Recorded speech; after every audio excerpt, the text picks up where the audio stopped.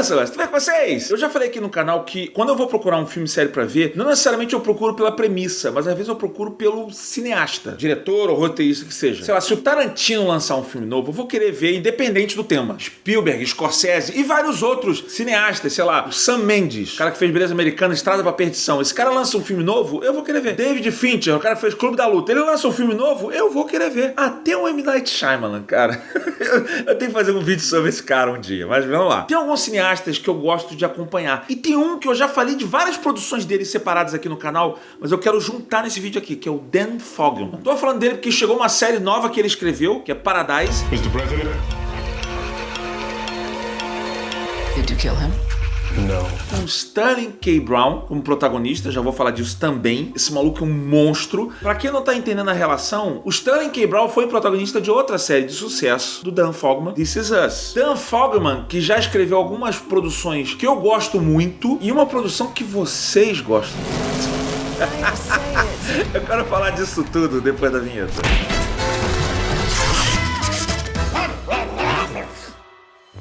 Vamos lá, antes de eu falar da série nova, eu tenho que falar sobre quem é Dan Fogelman. E eu já tô com o riso na cara porque eu sei que vocês vão me zoar.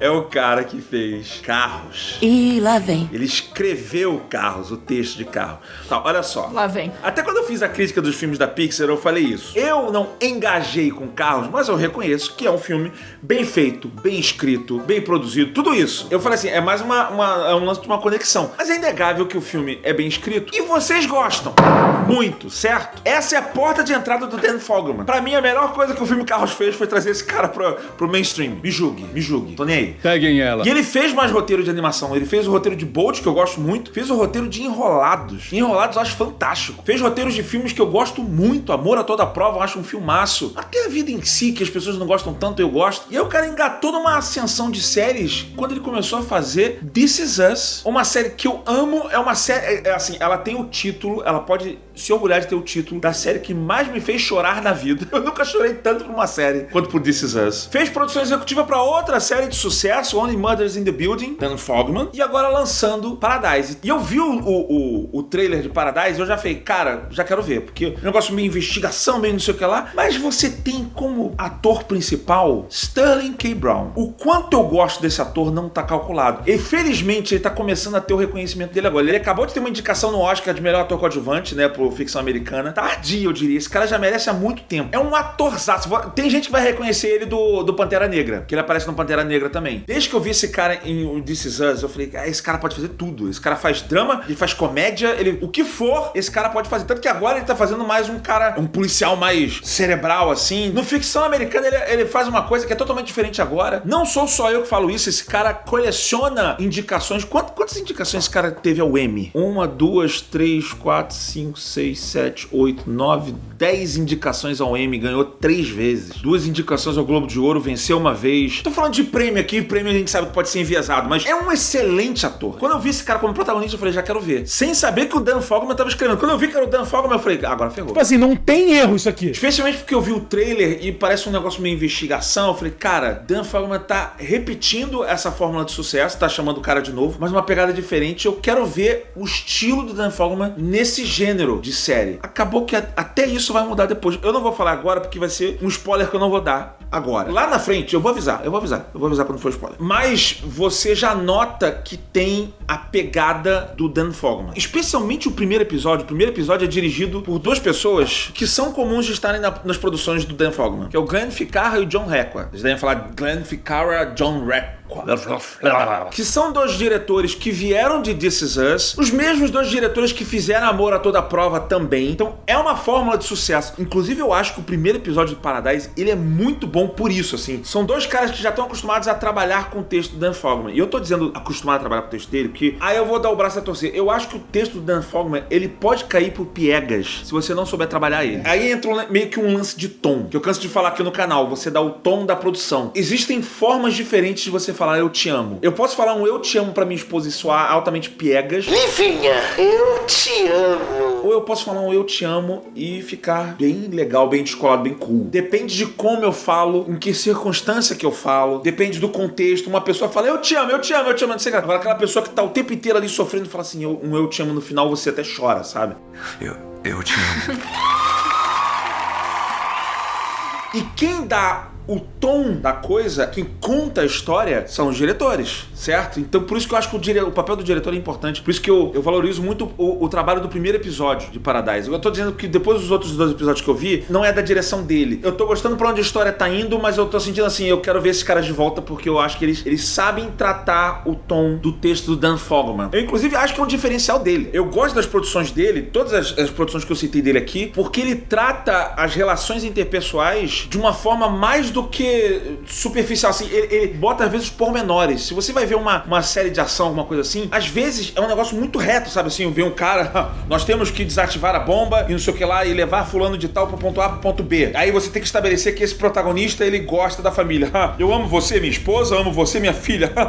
Aí, filhão, tome a bola e joga a bola, sabe? É meio unidimensional. É muito comum você ver nos textos do Dan Fogelman os personagens trocando coisas aparentemente inofensivas, textos inúteis, brincadeiras, sabe assim? Fala uma brincadeirinha, fala uma coisinha ou outra, tal. Você não nota, mas ele tá estabelecendo uma relação de intimidade. E eu acho que ele é muito bom nisso. A gente vê muito isso no This Is Us. Eu já tô vendo isso no Paradise. Às vezes é um textinho, pô, porque o personagem tá fazendo uma piadinha, tá fazendo um negócio aqui. Ele tá estabelecendo uma relação de intimidade, você vai notando, você vai aceitando mais que essas pessoas possam ser íntimas. Mesmo se você vê muita coisa entre eles. E eu acho isso legal. Agora, entende como é que isso pode ficar piegas se você não souber lidar com esse textinho bobinho.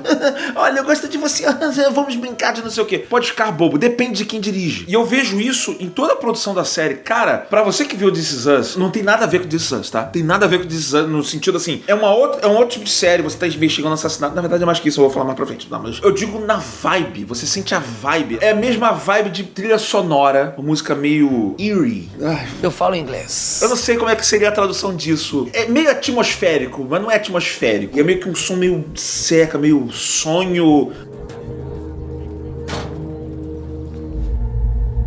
I need you to trust me. What do you have for me?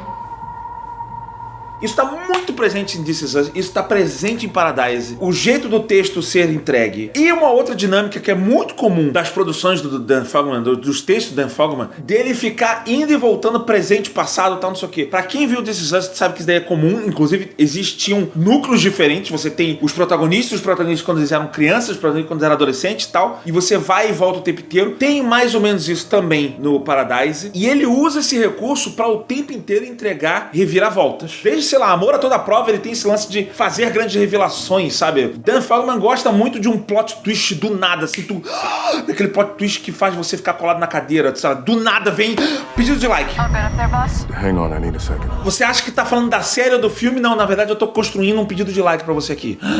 Impressionante. Isso, na verdade eu estou falando isso daqui só pra você deixar um like nesse vídeo. Esse é o plot twist que eu tô fazendo agora. Você podia deixar um like, não podia? Que é fácil, não é difícil. Eu acho se inscrever no canal também muito fácil. Você aperta um botãozinho, você tá inscrito, você ajuda a gente demais. O like é mais fácil ainda. Você, nesse momento, só levanta assim, ó, tá no celular, só levanta fazendo like. Pronto, acabou. Ou sei lá, no computador, onde você estiver. É muito fácil você dar um like. Ah, eu tô vendo na televisão, só pega o controle aí, só assim, ó. É facinho. Mas enfim, voltando. This Is Us era muito comum isso. Nossa, o personagem tá indo atrás daquilo ali porque ele tá com raiva. Aí chega no final, não é isso, mudou. Então assim, todo episódio do This Is Us você tinha uma revelação, uma coisa que mudava a tua perspectiva. Parece que ele tá pegando aquela fórmula, cara, essa fórmula deu certo no This Is Us. Essa mudança de perspectiva o tempo inteiro, mais relação interpessoal. Mas vamos botar isso daqui num outro gênero. Eu sinto que Paradise é esse laboratório pro Dan Fogelman. Será que vai dar certo? Será que não vai dar certo? Não sei. Essa mudança de perspectiva em cada episódio, explorando o passado e o futuro de cada personagem, aumentando a relação interpessoal, mas numa série sobre mistério e assassinato? Sim, mas não só isso. E aí eu vou ter que dar, nesse ponto, um spoiler do primeiro episódio. Não! É do primeiro episódio só que eu vou falar. De repente você, já fui ver o primeiro episódio, Gaveta, pra ver do que se trata. Porque a série muda de gênero a partir do primeiro episódio. Então eu preciso falar disso aqui pra poder falar sobre essa série, porque isso dita o tom de toda a série. É aquele final de episódio que tu... Então aquilo era aquilo, então por isso que eu vi aquilo... Que é o tipo de coisa que acontece em This Is Us também. Então a partir daqui eu vou falar o spoiler só do primeiro episódio. Que a gente aprende a partir daquele final que a gente não tá vendo uma série necessariamente de mistério e assassinato. A gente tá vendo uma série de ficção científica. Os caras estão dentro de uma simulação, uma cidade cenográfica. E isso, obviamente, já me remeteu várias outras produções, né? De cara eu pensei em Show de Truman, né? Tudo falso, não sei o quê, mas tem várias outras produções sobre isso, sobre um possível ou não apocalipse externo, e as pessoas estão vivendo numa cidade inventada ali dentro, isolados da humanidade. Muitas produções brincam com esse conceito, e aí você pode falar assim, cara, mas é mais uma produção que aborda esse assunto. Sim, né? É meio que um lance meio alegoria da Caverna de Platão. Sim. Mas o que eu acho diferente dessa, e o que eu acho que é o potencial dessa série, eu tô falando potencial porque eu não vi o final dela ainda, não sei o que vai acontecer. O potencial dela é você vê isso sobre o ponto de vista mais intimista do Dan Fogelman. Muitas dessas produções acabam explorando mais nas relações pessoais. Tipo assim, cara, será que o mundo acabou lá fora ou não acabou? Será que as pessoas que estão ali dentro vão lidar bem com isso ou não? Tal. Como é que vai acontecer? Como é que é a relação de poder ali dentro? A gente já viu em outras produções que quando as pessoas estão presas num cenário ou mudam a condição de um cenário, a cadeia de comando muda. Quem uma vez podia ser líder passa a não ser mais líder. Tem isso em Paradise ali com a Sinatra, mas essa pegada do Dan Fogelman de investir em relações pessoais e tudo mais, sei o que, isso me deixa curioso. Eu acho que isso pode ser uma forma diferente de se abordar uma história. Eu acho que isso pode dar certo em Paradise. Vai dar certo, não vai dar? Toda semana tem episódio novo de Paradise no Disney Plus. Você pode assistir. Eu tô falando aqui, eu vou abrir o jogo com vocês aqui, tá? Galera do Disney Plus chegou pra falar comigo, cara, você tem interesse em falar dessa série nova aqui, Paradise? Eu falei, tenho, porque eu ia falar disso daí de qualquer forma, independente se vocês me chamassem ou não, porque eu sinto que eu tava devendo há muito tempo nesse canal aqui falar sobre o Dan Fogelman, que é um cara assim, quando aparece o nome desse canal na produção, eu já vou assistir. Eu falei, pô, tá aí um negócio legal pra falar, assim, sabe? Todas essas produções que eu falo dele estão espalhadas aqui no canal, eu queria concatenar nesse vídeo aqui. Tô vendo uma série dele, ótimo, mas vale falar que essa série, ela não é dirigida, pelo menos até o quarto episódio, pelo que tô vendo aqui, não é dirigido pelo Dan Fogelman. Eu não sei se ele vai dirigir algum episódio, tomara. Eu gosto muito da direção dele. Eu não fiz essa lista ainda aqui no canal de top melhores episódios pilotos de séries, mas This Is Us pra mim está nessa lista. Não sei se Paradise entraria nessa lista, mas só pelo fato de eu parar pra pensar, acho que já faria no mínimo você ficar curioso pra assistir. O This Is Us foi uma série que tinha um poder tão forte de fazer a gente chorar, que eu incluí ela num top 10 de filmes que fazem chorar. Tão forte o poder dela. Mas teve gente aqui no canal que chorou com a minha história sobre a homenagem que eu fiz pro Benício Pitaguari. Vocês viram a história da minha guitarra dos sonhos? Especial. Um dos vídeos mais importantes que eu já fiz na vida. Só não é tão importante quanto o beijo que eu mando na sua bundinha.